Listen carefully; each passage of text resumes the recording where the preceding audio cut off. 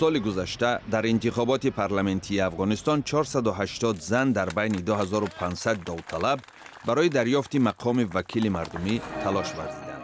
بسیاری از آنها میگویند در این معرکه با بدرفتاری مواجه شدند. آمد نشست و گفت که ما فقط آمده ایم که فقط یک ماچ بر ما بده.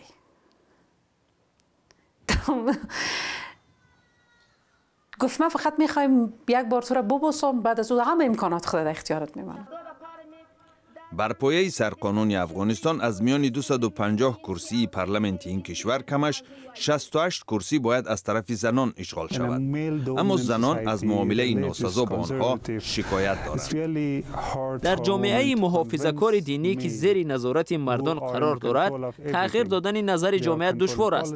مردان سیاست، مالکیت، دارایی و همه چیز دیگر را زیر کنترل خود نگه می‌دارند. برای همین دشوار است آوازدهنده را مطمئن کنید که زن میتواند از تمام مردم نمایندگی نماید. در معرکه پیش از انتخاباتی نامزد مستوره ارازا مجبور بود در دهه زیر نظارت طالبان جنگجوی با آوازدهندگان ملاقات کند. ازدحام مردم است. بر ما گفتن در صورت برای شما میریم که چادری شما بپوشین و ما مجبورا ناگزیرن ما این چادری را قبول کردم به خاطر از اینکه من اونجا مردمش حداقل همراهشان صحبت بکنم و مطمئن بودم که من از اونجا رای بسیار خوب را میگیرم. کارشناسان معرکه پیش از انتخاباتی ارازا را معجزه عنوان دادند.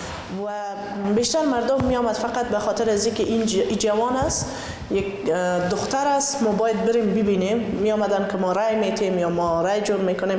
اما وقت ضایع کرده می رفتن و شما را تلفن بگیو که تا به حال تماسایشان هست. انتخابات پارلمانی افغانستان 4 ماه پیش دایر شد، ولی با اشاره به خلافکاری ها تا هنوز نتیجه نهایی آن اعلان نشده است.